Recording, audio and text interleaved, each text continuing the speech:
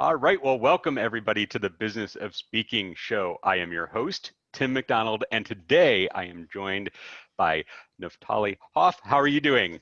I'm doing great, Tim. Thank you Oh, so much it's for having me. yeah, no, I'm so glad you're here. And for those maybe just watching for the first time, the Business of Speaking show isn't really sharing the stories of what the speakers share on the stage, but it's really talking about their journey on how they got to the stage and what they've learned since they've been on the stage. And if you are thinking about getting involved in speaking or just starting speaking, this information should be so valuable for you. That's who our target audience is. But as 2020 has taught us, no matter how seasoned we are, no matter what we think we don't know everything and we can't plan for everything. So that being said, I think anybody that's in the speaking world can find value from anybody that's on the show. So with that being said, let's talk about kind of what you're doing now and what your business looks like, who you work with. I can share what I know, but I always find it more valuable to come directly from you. Absolutely. So, first of all, again, Tim, it's great to be with you on the show on the podcast to have this conversation. I would say from a sort of a backdrop, and then I'll pivot to the moment. My background is that of education. So, in other words, I was a classroom teacher, school leader, before moving into my current role as coach and trainer slash speaker. So, it actually lent itself to speaking on a regular basis, because if you cannot effectively entertain and engage students, you do not have an effective classroom, as you know. And once I moved into school leadership, there were tons of opportunities to speak. Many of them were not solicited by me, but they were just part and parcel of the job. So it was like talking at life cycle events, especially at the bar bat mitzvah types, or graduation, or speaking at parlor meetings and talking to donors. There were so many different built-in opportunities for public speaking, for opportunity to engage from the stage and to have my message shared. And now I use speaking as another way by which to impact. I'm really very mindful about the impact that I have. It's not the only way in which I try to be impactful.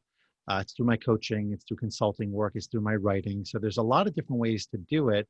But one of the things, if not the biggest thing, despite the fact that I identify as an introvert, and many people often think that that is not the kind of profile that lends itself to speaking, when I get up to the stage, it lights me up. It may drain me simultaneously, but it lights me up.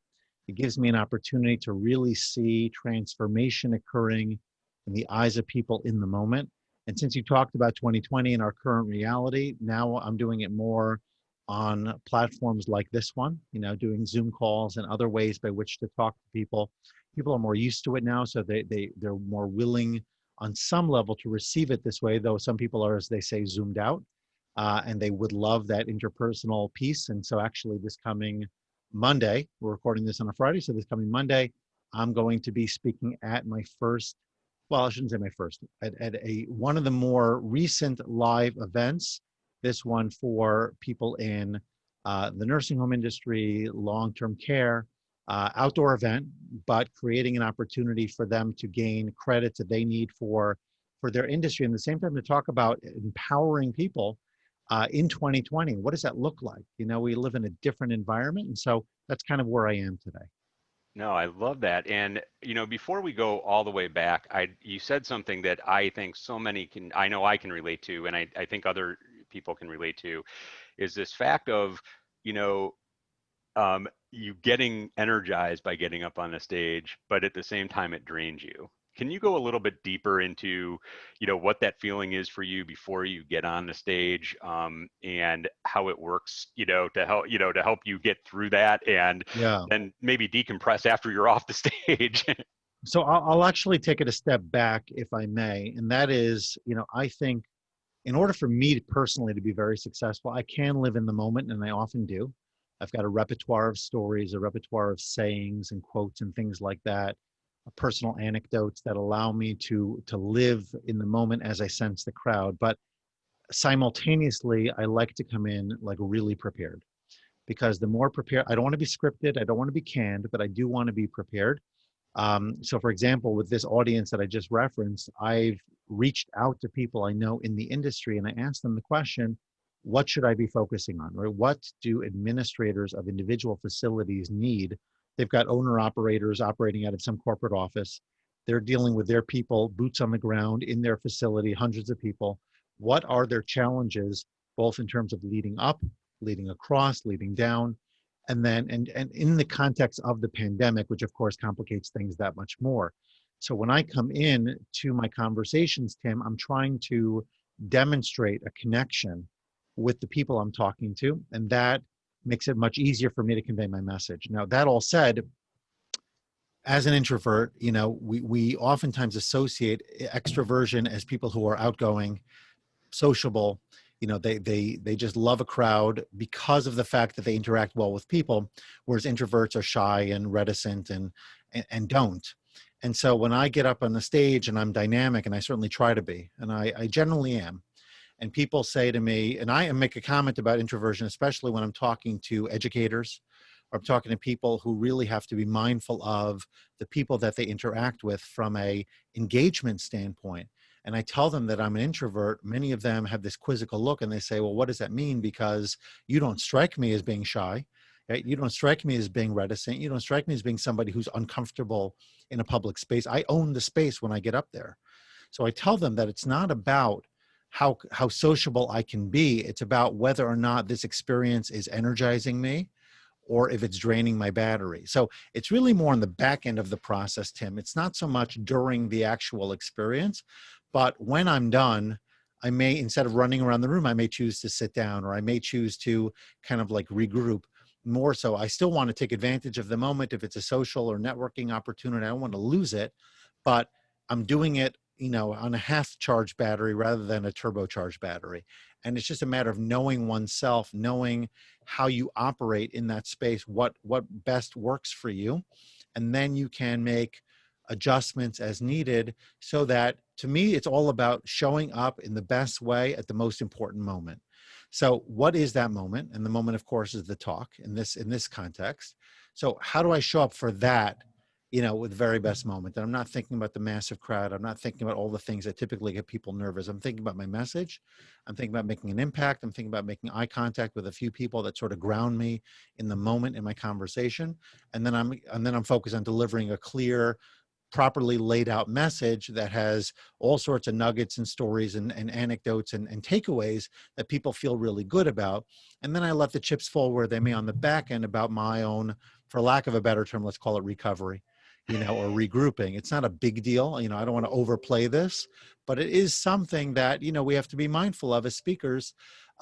What is it that charges you? How do you make sure that you're showing up in the best way at the right time? And then you figure out the rest of it kind of around that process. That's been my experience. Yeah. So, looking back to when you got an education, before you got into education, did you know you wanted to become an educator? No, I thought I would become a lawyer. I actually, at that time, I'm dating myself just a little bit. There was a show called LA Law, which was very compelling. It kind of spoke to me. The idea of engaging in argument, but with purpose. The idea of litigation, that spoke to me, and I thought that could be a lifestyle for me. For a variety of personal and maybe communal reasons, I moved more into, let's call it, focusing on my studies, being more connected with my faith. And there's a lot of academic rigor associated with that, which is not necessarily true with every faith, but certainly within Orthodox Judaism, there's a lot of emphasis on becoming, let's call it, scholarly on some level, right? At least having a lot of foundational learning, since there's so many commandments, obligations, and let's call it practices associated with the faith. It's difficult to do it in an informational vacuum. So that kind of moved me in a direction of learning and of engaging and of teaching. And when I got my hands on it, so to speak, and I had opportunity to do it, it really was something where I felt meaning and purpose and all of that. And so that became a career choice. And I still feel myself first and foremost as an educator in everything I do. And I look at it and I say, I'm not here to entertain you. I'm here to deliver something concrete and useful for you that will transform the way you think about things. And I want to make sure I'm also mindful of the host of an event. Did they get, in bringing me in, the level of engagement, the level of advancement, if you will, for their audience that they intended?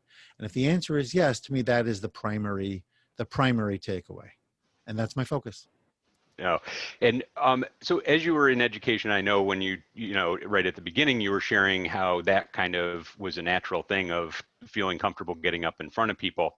Yeah. At what point did you make the transition from being in education to really focus on, you know, your business and speaking? So it was I guess the transition from my head of school position to my current work. So I had been delivering trainings in advance, in advance of that period. As I told you, I had numerous opportunities to speak and whatnot, but it was always peripheral to my core work.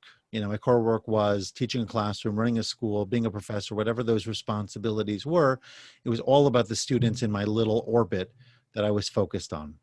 Once I became open for business, hung my shingle to the world, that's obviously a much different focus. And at that point, whether it's use of social media, which I had done almost none of prior to that. In fact, I had no accounts whatsoever until I knew that I was going to be pivoting. I had no website. I had no real public presence outside of the little world, again, in which I was operating. I needed to change all of that.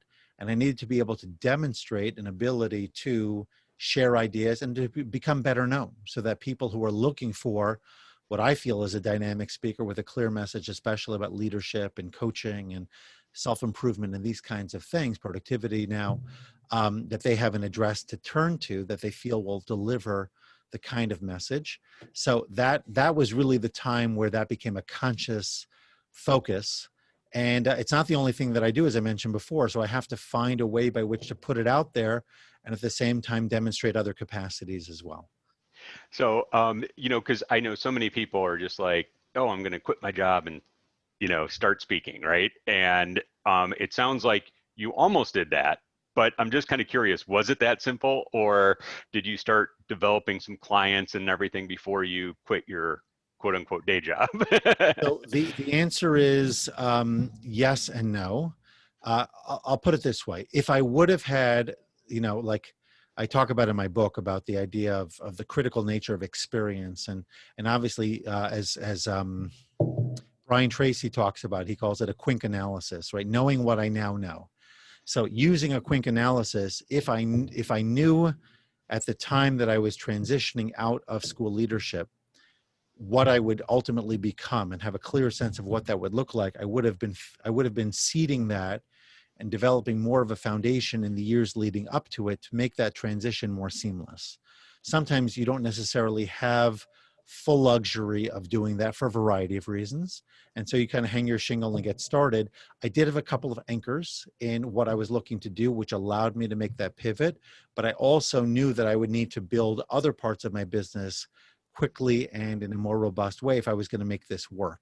And thankfully, I've been able to do that. We're always looking to grow, but I've been able to round out my portfolio involving speaking and other ways by which I engage with my clients in order to do what I love to do. So the answer is I wish I would have done more, but I did some, and I think that anyone who is looking to quote drop everything and become a coach, drop everything and become a speaker, should really, in my estimation, be testing the waters in advance, finding out, is my message something that is resonating with people? How do I get in front of as many audiences as possible without directly conflicting with the work that I'm presently doing? And how do I build enough of a foundation so that if I ever choose to really jump into this full throttle, I have something to rely on as opposed to trying to make it work afterwards, because that's much more difficult. And even in today's environment, speaking in general is a much harder gig to engage in because, again, we don't have the platforms, we don't have the social events, we don't have the conferences and the conventions that typically bring speakers as a critical piece in what they do. So you need to be more resourceful and you need to cast a wider net, I would imagine, today than ever before, in order to ensure that you have a sufficiently full pipeline. So, you know, one question that I see from so many people thinking about getting involved in speaking, and I'm just curious if you experienced this when you know, put your, you know, hung your shingle out, is how do you know who to get in touch with to hire you? Yeah, it's really a good question, and I think that, I mean, let's put it this way: you can get in touch with a bunch of people, but those people won't necessarily reciprocate if they don't feel that you bring enough to the table. So oftentimes, if you're talking about agents or agencies, individuals who are going to help you get in front of the right audiences, unless they feel that you have a platform that you have built. That's through your social media, your email lists, other things that you do to build a network, maybe publications and other things you have out there. For the most part, they're going to ignore you because there are so many people putting themselves in front of you. They don't need that many speakers in order to fill events. So they're going to go with the people that they think are going to help them sell, really draw in potential business and that type of thing. So it is important to get in front, I think, of a lot of people you can demonstrate your capacity. You never know who knows someone. You never know who's going to serve as a referral for you. You never know who's going to make that connection for you. And be willing to speak early and often. Zig Ziglar talks about it, or talked about it. Brian Tracy, I mentioned already, many others as well. We have to be willing to get in front of people. And if you're a person of, let's say, even mild success over the years, if you want to move into the space, oftentimes it could feel like a step down or 5 steps down to, quote, humble yourself in order to get in front of those audiences. On the other hand, if you keep sight of the bigger picture, if you recognize you've got to go down in order to get up, and you also recognize that, impacting somebody even in a small Rotary Club event, or business commerce gathering, or some other social gathering, it may not seem like much right now, but if you're making an impact here and you can collect video of your talks and collect testimonials as you go and broadcast them out there, put them up on your website, have a YouTube channel, have people need to have ways to find you, right? You have to put it out there, but they also going to research you, and they're going to want to see what can you do.